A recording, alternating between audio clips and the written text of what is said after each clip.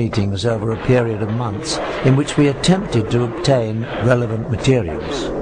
This transaction between one of our Moscow contacts and black market dealers proved to be one of the more successful ventures, though as you'll see, not without a few tense moments.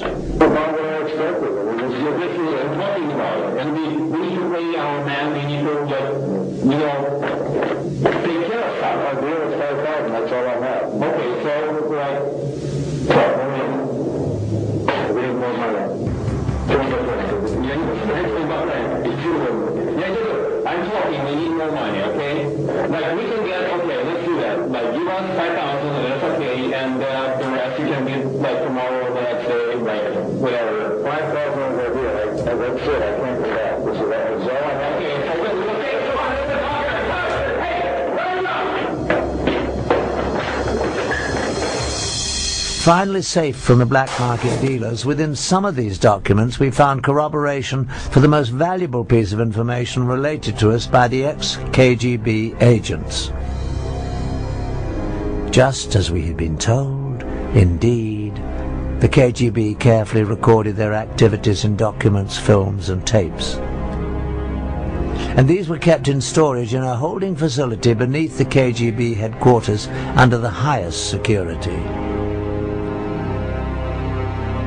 These were probably the most sensitive records possessed by the agency, for they would illuminate in graphic detail the most intimate activities of the KGB and possibly the connection to the Illuminati. The documents we purchased from the black market dealers represented a major breakthrough. They not only confirmed that more revealing KGB materials existed, they also told us where they were kept. Again, we went to our black market sources, now armed with this new knowledge. We believe that with the demise of the KGB, most of the safeguards protecting its records would be gone. Someone out there must have the knowledge and access to be able to supply them to us for a price. Over the course of the next 5 months, we employed our sources to try to obtain specifically these top-secret records of the KGB. This transaction between one of our Moscow contacts, an interpreter and a local black market dealer, yielded astonishing results. The location of this meeting is a textile factory in the Zakorniki district of Moscow. This is the office of the Russian entrepreneur who owns the plant and uses it for both legitimate and illegal business. After introductions and some initial small talk, the dealer is asked whether the KGB materials are on the premises.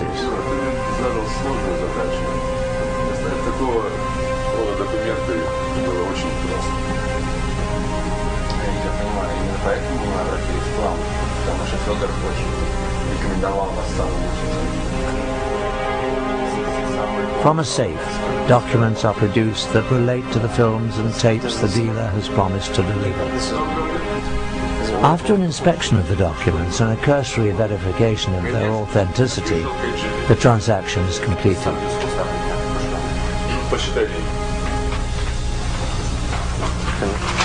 Okay, well, thank you. Спасибо.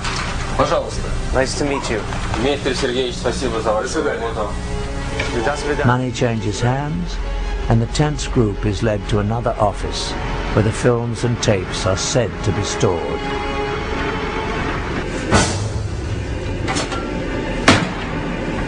And finally, the graphic films, tapes and documents we'd heard about surfaced.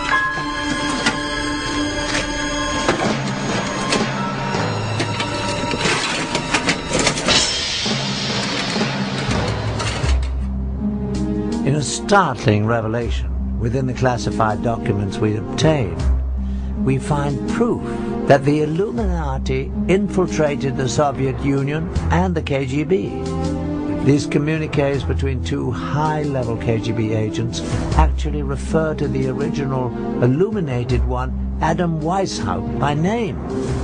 They go on to allude to a connection with two past rulers of Russia, Joseph Stalin and Nikita Khrushchev. our mission to place agents within the walls of the Vatican is a goal that the founder Weishaupt talked about 200 years ago. It is something that has been attempted through the years by both Stalin and Khrushchev with no success, but I believe we can finally do it this time. What's more, in the lab our investigators made an alarming discovery. A magnified view reveals that an unnoticeable dot, the period at the end of the final sentence on the page, is actually a seal. It is the unfinished pyramid with an iron triangle above it.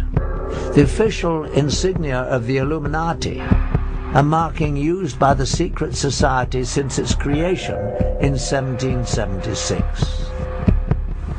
The KGB was determined to infiltrate the Vatican. Why would this of all places be of such critical interest to the Russians? The answer is simple. The Russians would have no interest in the Vatican, but the Illuminati would. Not only would it further the vendetta against the Catholics, but it would be important for the greater purpose of gaining control of the world. The Vatican may be the most powerful force on the planet for influencing people. Policies dictated by the Vatican affect 1 billion people spread across the globe on every continent, in comparison to less than 300 million under the direct influence of the US or the former USSR. Reigning at the top of this vast empire of followers is one man, the Pope, whose words and wishes are considered by his followers to have divine inspiration. No other person on earth has such extraordinary power and influence. The Illuminati would have a great interest in exerting whatever influence they could on the Pope and his advisors. The KGB had a staff of agents permanently assigned to Rome. But the Vatican City exists as a very closed world, an officially recognized independent state with its own government. In effect, it is a sovereign state existing within the city of Rome. Surveillance of it from the outside is very incomplete.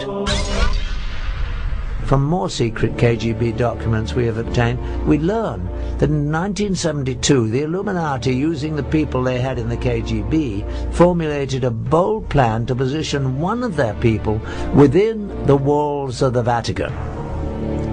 Again, the period at the end of the final sentence on the document is actually the miniature pyramid and eye, the official insignia of the Illuminati.